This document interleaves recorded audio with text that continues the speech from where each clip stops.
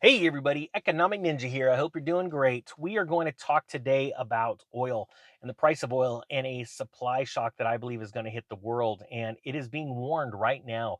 And I don't think people are heeding the warning. They don't care.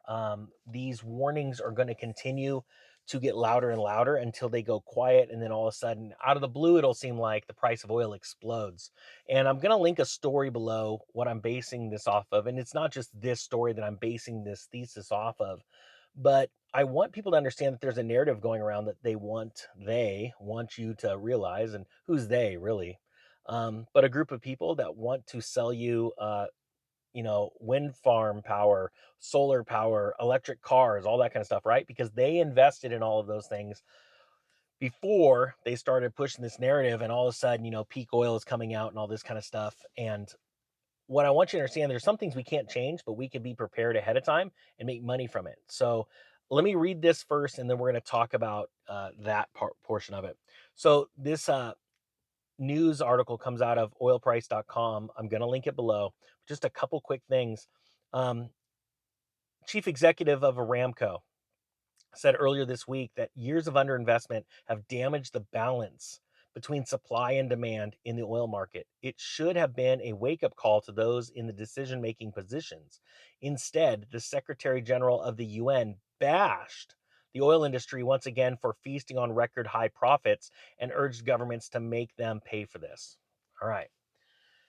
So there's a lot of rhetoric going between each sides, right? Between the oil producers and the heads of these nations, right? They always want to blame things. Let's tell you something very simple, very simple breakdown. Why prices go up? It is supply and demand, right?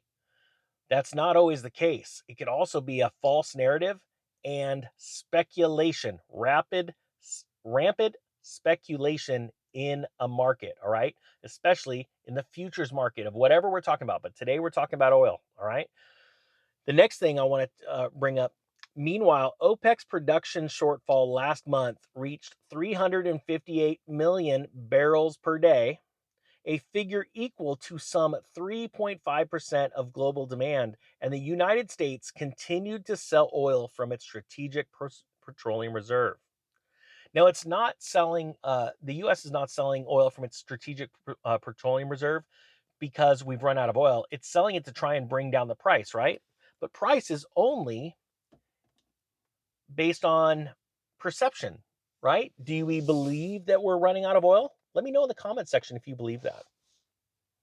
Or are there stories being put into place in a way that it will cause fear and uncertainty and take the price of oil and shoot it up? Now, I believe that you are going to see higher oil prices in the next year outside of normal cyclical events that normally bring oil up. Let me explain.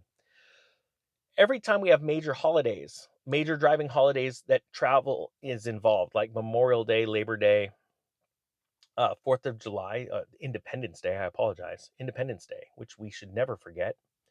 And then just the straight summer and springtime, we normally see oil prices rise along with gasoline prices rise. Why? Because they are in anticipation of more buying. All right. What you're about to see, is going to be outside of those normal cyclical events because of a couple of factors: rhetoric or stories being told, and fear coming out, and geopolitical issues like what's going on with Russia and Ukraine. Those events are going to cause the price of oil to go up. Now, none of us like paying, like, I love my truck. This truck is awesome. I use it for work. However, there are a lot of people that drive these expensive trucks and they just drive them and they're their only vehicle. I can't even fathom that. That's why I have what's called a commuter car, because I do not like filling up this truck at 300 or so dollars every fill up. I don't like that. But my point being is that I use this truck because I need this truck for the capabilities of a truck, a heavy duty truck. But a lot of people think I'm in a police car with really nice leather seats. But there are people that just drive vehicles because they're flashy and because they want to show off. And I'll give you a great example in history, recent history, when this happened. When real estate was exploding in the early 2000s and I needed a truck, a 1-ton truck, I had a Ford F-350 at the time. I bought that truck because I used to have a Toyota pickup truck, extra cab. Love my Toyota, but it didn't tow heavy trailers and equipment around so that I can go and demo houses and rebuild them, refurbish them. So I had to buy myself a 1-ton truck. Well, at the same time, I was buying my 1-ton truck because I needed it. I needed the capability of putting loads of rock in the back, literally a ton of rock and things like that. People around me were buying these trucks because they were flashy. Well, gasoline and diesel were very inexpensive. As a matter of fact, compared to now, diesel was less than unleaded. But what happened was the explosion in oil price caused so many people to literally abandon their vehicles, sell their vehicles, or go buy a commuter because they couldn't afford to keep that vehicle filled, right? Now, at the peak, when that happened, oil ran to 100 and I want to say it was $130. And it was blamed on two rogue futures traders. Well, we all know it was a lot bigger than that now. But I believe that that same event's coming, but much, much higher prices. Now, here's the problem.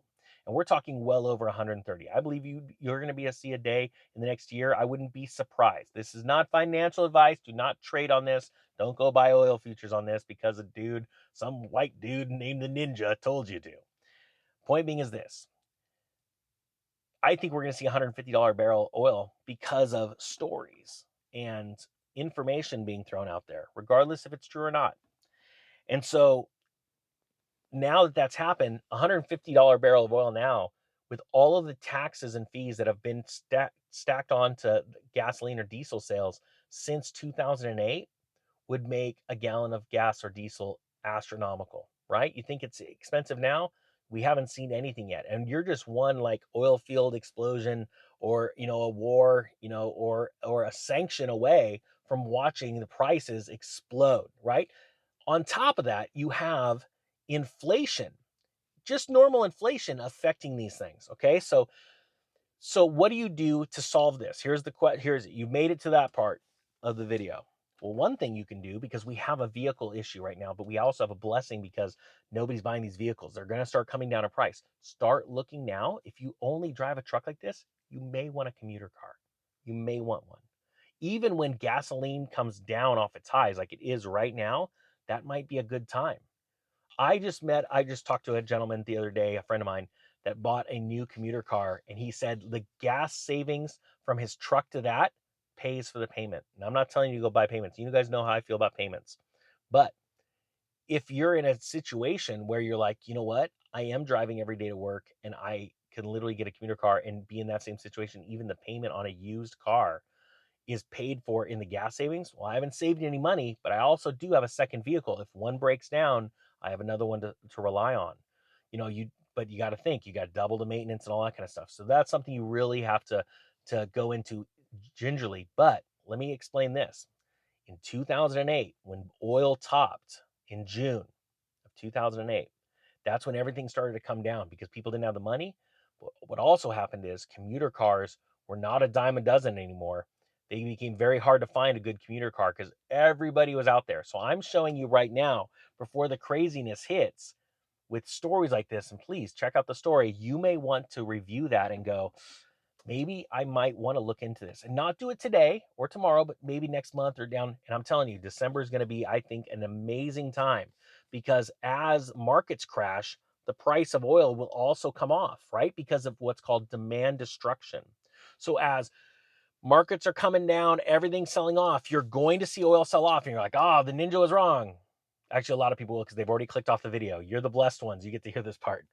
But what will happen though is those stories will go, regardless if oil is going down, and this is what you need to be afraid of. Countries like Saudi Arabia, they need higher oil prices, okay? Because they are having issues with their wells. They want to sell a barrel of oil. Any country would rather sell a barrel of oil at $130 as opposed to $80, okay? So that is as simple as, and we've seen this before. Saudi Arabia just go, you know what? We're going to slow down the spigot. We're just going to turn it off and watch the prices jack up. And then we'll just open it a little bit. They do that kind of stuff. All right. So as you see these markets tumbling and you're going to see oil come down, I know it's crazy. Get ready because it's going to just then do this. All right. There's a lot of countries right now that aren't happy that oil is $80. They're much happier at a higher price. So think about that. Take a look at the video. Again, thanks to all the new subscribers. If you haven't hit the subscribe button and you've been watching a while, the greatest, easiest way, the free way to support me and what I'm doing is just hit that subscribe button. Really helps me out. And of course, thumbs up. Have a great day, guys. The Economic Ninja is out.